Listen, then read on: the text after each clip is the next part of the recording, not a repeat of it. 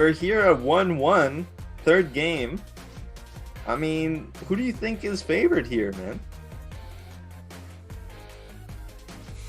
I feel like game 2 was just a steal, so I think I have to favor Bonyth, but trutaCz looked pretty good on Overwatch. That single attack just did him in. I think he was defending well, he was taking bases well, he upgraded well, he got the hive. Everything was going fantastic for him, so I don't think he's going to be down and out. And this is what's going to decide who makes it out or makes it into the next round. It's going to be Blade Runner. I'll be honest here, I've never seen a ZVP. Yeah. So I'm curious how this will play out, but if you just look initially at the map, 4 bases really, really close to each other. And in my opinion, if Protoss doesn't really have to move that far to get 4 bases, they're going to be very, very dominant on the map. So let's see if Bonyth can make it out, or is it going to be trutaCz moving into the winner's match of Group A.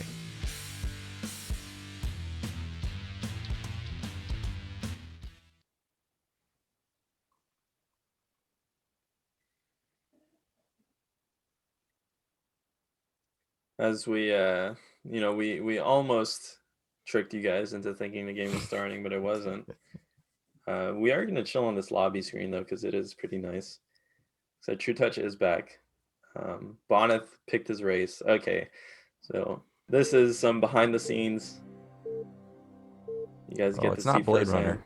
It's BS11 Runner.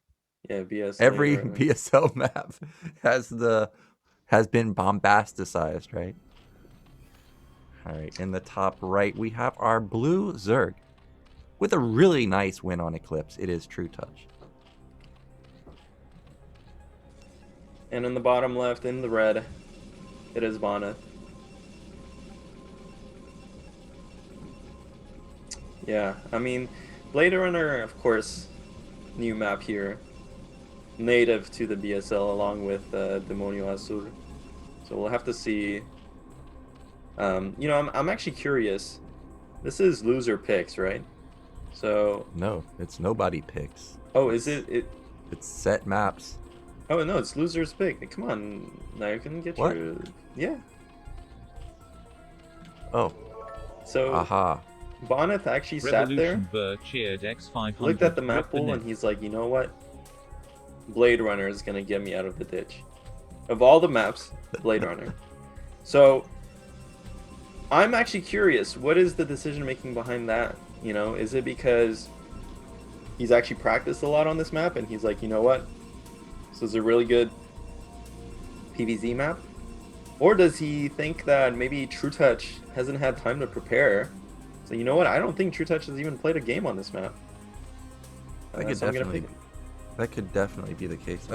I know that the elimination matches are Blade Runner, so when I saw this as the third map, I was thinking that nobody got to pick map. It was just preset. So again, we're having a gateway expand from Bonyth, and as I mentioned, personally, I think maps where you get easy bases is Protoss. That's the dream situation. Now, this is Circuit Breaker-esque, where the third base is just the mineral only, so that is something to consider as Bonyth. But because how somewhat close the fourth base is, I guess theoretically you could skip the mineral only and just go to bottom middle. It does have ramps there, so it is pretty easy to defend. Now the natural is quite interesting because with those power generators there, what do you think about actually building cannons at the power generators? Now, of course, you would have Hydras attacking from the bottom side too, but that is a pretty tight choke that I guess potentially you could set up massive defense at. Man, like, and you're asking me the wrong questions. I have no idea. I'm not a theory crafter. Okay, I'm a brain dead studier of StarCraft. I just copy people. Yeah, you're one of those people that watches the VOD, and if it's not in the VOD, it's illegal, right? It's like all those Zerg players that ZVT. Yeah. It's either ultras or defilers. It's not both. That's impossible. It's never been in a VOD before. You're one of those people, I see. Well, okay. Not everyone has a beautiful mind such as yourself, Naokin, so yeah, I don't know. I'm not quite sure how these generators even work, to be honest with you, but it looks like the Zealot is going to come in here, and this is going to be kind of a replay of every other game we've... Well, actually, the thing is, the rush distances here are quite huge. This hatchery's done. The Zerglings are out. So this pressure from Bonyth, I mean, he is going to control this ramp until the second Zealot comes in. But, yeah, man, like, it doesn't seem like Protoss is going to do too much. We'll have to see how well these Zealots do trade, though. And holding the ramp is strong, for sure. Pro versus Ling, who wins that fight? Looks like the Probe is willing to go one-on-one with it, toe-to-toe. Now, this is an interesting scenario because trutaCz has to build way more Lings just to defend these couple Zealots.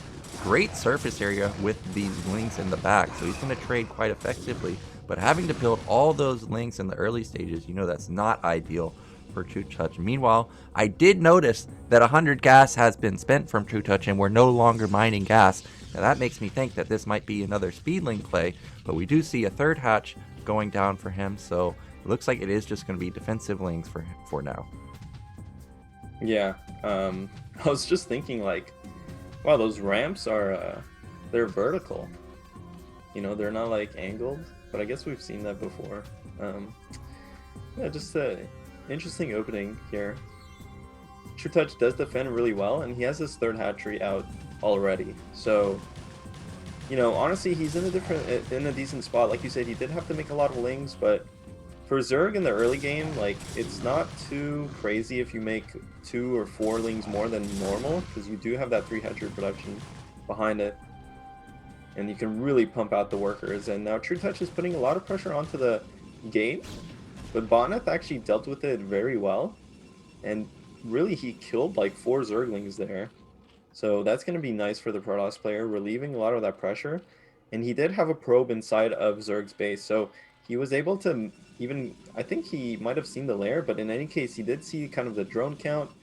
Hasn't really seen Hydra Den, and I'm assuming he also saw the third base. So, you know, when you get that rescout in at that crucial time where Zerglings are basically hitting your front base, that is a lot of very important information. And so Bonyth is going to be feeling pretty good about his position, and he is getting that second gas as the Stargate finishes here. So most likely, you know, we even saw the core spinning. Most likely we're going to see a lot of Corsairs, and we might even see very early DTs. Yeah, this looks like it's similar to the Overwatch game, but you know what's not similar to the Overwatch game? trutaCz no Spire right now. That is Hydra Den at the natural. Spire nowhere in sight. Yeah. I'm paying close attention to where that gas is. It looks like it has not been spent just yet, but if I see 200 get spent instantly, like, oh, okay, that was not 200, that was 150, I was thinking maybe there could be a possibility for some type of lurker play, but it looks like that's either going to be speed or range for the Hydras. For now, only 4 hatches, so you know the 5th hatch is going to be coming out pretty soon, but with the lack of Spire, the Hydras are going to have to be dealing with the Zealots, while also dealing with the Sayers, and if they don't deal with the Sayers, we know how easily Bonyth can supply block players, so trutaCz is going to have to be very careful. Yeah, but we've seen this build from trutaCz. Even this BSL, he does like to go for that early lair, mostly to get the Overlord speed upgrade, I feel like, because then you see him kind of go into mass Hydralisk production and into kind of this 6 hatchery style. So, you know, interesting that this time around he is skipping the Spire, and again, that's indicative that he really just got the lair for the Overlord speed. And sometimes you see early lair like this for early Lurkers, but, you know, oh, I think he just started Lurker upgrade now, so yeah, it's just going to be Hydralisks here from trutaCz. He does have a couple of Zerglings at the front poking, just making sure Protoss is staying inside of his base.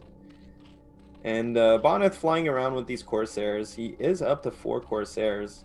We'll have to see if he does continue to make Corsairs. I mean, once you get the +1 upgrade, like, I don't know, it looks like he only has 3 Corsairs. So he might have stopped making Corsairs. Yeah, he's not making Corsairs anymore.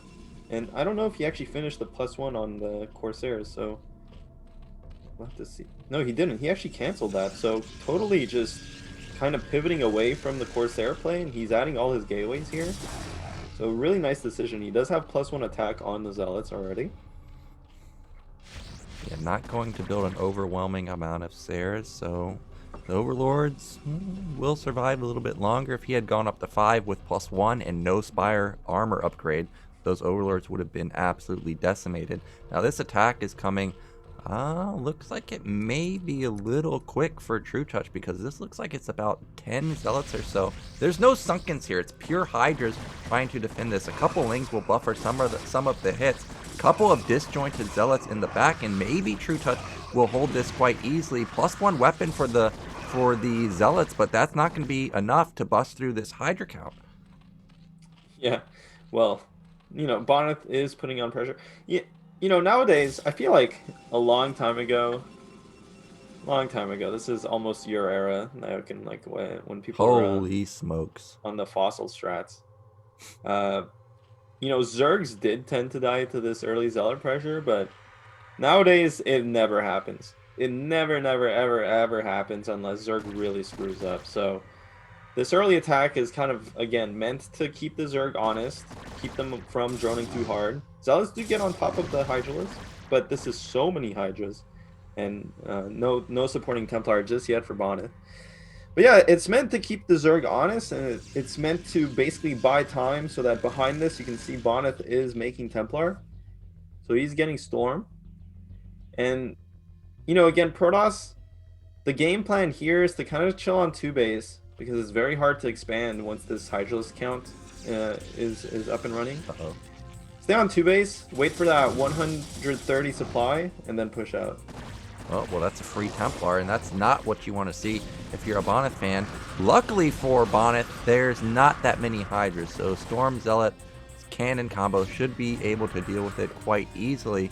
That 3rd base looked heavily exposed. I thought that the Zealots might attempt to run in there, but instead, Bonyth is just going to turn around. Looks like trutaCz spotted a pylon was going up, so he's probably thinking about making sure that he denies the 3rd base as possible. Now, this is always a dangerous moment because those Zealots have been in the dark for quite a while. They could be anywhere, and boom, there they go. They're into the 3rd base, going to get a couple of drones, and they should start thinking about turning around. Yep, they are going to turn. Oh, no, they're going to try and fight this Hydra count. It's surprisingly smaller than I thought, but now with a couple Hydras popping out, they should be able to clean it up. Oh my god, and trutaCz running home with his other Hydras. Man, trutaCz has so many units, and he's so good at moving these Hydralisks around and having the right amount at the right location at the right time. And even Lurkers are out now, and you can see, I mean, Bonyth does have an Observer, so these Lurkers might be getting surrounded. trutaCz very smartly unburrows them. He is going to run them back to his Hydralisks for defense. But you can see Bonyth does not have Dragoons out just yet, so it's going to be quite hard for him to push out. But again, we can see kind of the feature of this map is that, look, Bonyth basically pushed trutaCz out, and now he has access to his 3rd base, so he might be able to get... Oh, the Observer goes down, though.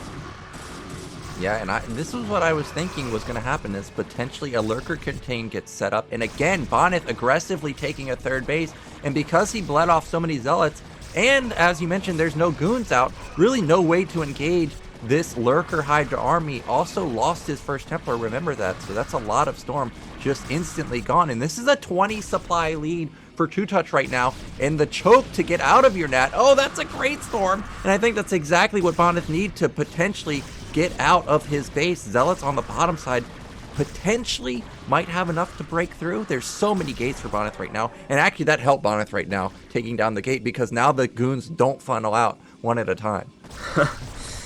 Yeah, trutaCz kind of giving Bonyth a hand, but really Bonyth is kind of in a very dicey situation. And to be completely honest with you, this 3rd base was so greedy from Protoss. I mean, you should almost assume that you can't get that 3rd base up until you get your big Protoss ball going. Like, again, that 110 to 130 supply with all the Dragoons. He does finally have that now, but you know, putting down that Nexus does slow you down. He's gonna try and push out here. The Dragoons are getting on top of the Lurkers. Where's the Storm? One Storm goes down, but it's a massive whiff. There are 2 more Templar, 3 more Templar at the natural, but they're kind of just chilling there. Now they're gonna join the fight. Do they have? They don't have Storm just yet, so they're fresh. Okay, now they do have Storm. These Dragoons are trading really well with the Hydralisks, though. But the thing is, these Hydras are doing their job, pushing the Protoss back. The Lurkers remain untouched, and now you can see some blue funneling around the map. Oh my god, is that a drop?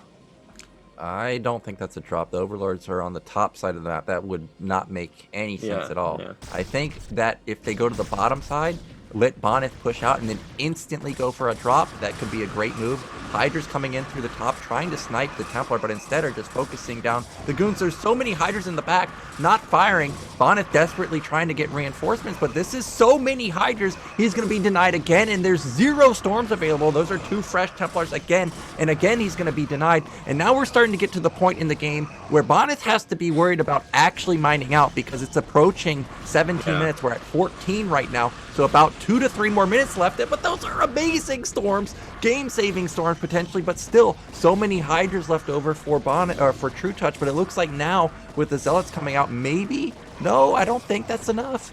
These trades are so good for the Zerg player because, like you mentioned, Nyokin, Protoss is on such a timer. He has to secure another base because he's staying on these 2 bases. He's just going to mine them out.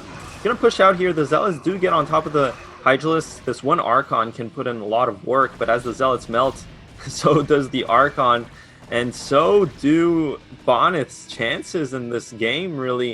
It looks like he's run out completely out of steam as Zerg units do reinforce. Bonyth getting desperate. He is getting even Reavers as well to try and deal with these Hydralisks. Those Overlords are spotted. You know, like we said, probably not drops there. They are going to just kind of run across the map and do some scouting and just make sure that there's detection available at the front here. The Reaver does get a shot off. But yeah, I mean, behind this... Oh, no, that is a drop. Wait, he's going inside the main? I think it's a fake.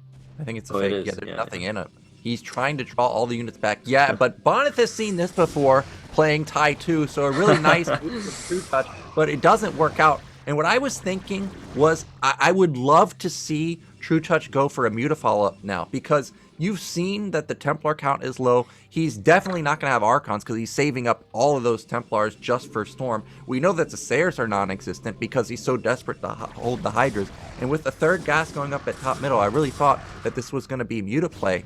But instead, it looked like a fake drop was on the menu, but Bonyth read it perfectly, and now he actually is going to get his Nexus up. But will it be up and running? I think it will.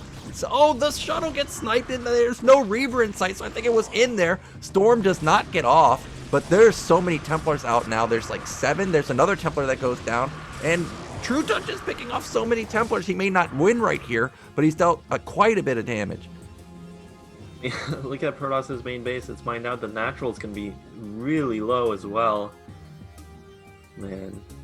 Looks like trutaCz is getting ready to flank this army. He really wants to just end the game now, prevent the Protoss from taking a 3rd base, but Bonyth has rebuilt a sizable army now, and it looks like Zerg is also running out of resources slowly but surely at their bases. So, you know, I mean, it looks so desperate for Bonyth, but Bonyth is fighting back. You know, he does have a good army. It looks like he's going to be able to secure this 3rd base. Another nice storm there. So, trutaCz, even though he would love to end the game right now, you can see even at the natural, the resources are starting to thin out. It looks like Zerg might actually have to think about taking a 5th base himself. Yeah, I think that trutaCz is not going to be able to bust through, but something that I noticed right there, a key thing for Protoss is lack of upgrades. He's at 1-1 right now. If you think about the Overwatch game, he was crushing it with the upgrades. He was at 3-1 or 3-2 at this same point in the game. So he's really low on the upgrades. Another Reaver is going to get picked off. And more than likely, Zerg is probably at +2 weapons. So they're going to be hitting like a truck. We don't know if he has Hive yet, but because he has top middle with so many hatches, potentially he also has Hive coming. This choke has been a disaster for both sides. As Zerg comes in from this angle, you would think a storm would blanket everything, but instead, again, no storms really available. Another Archon morph at the bottom, and slowly Bonyth is losing all of his units.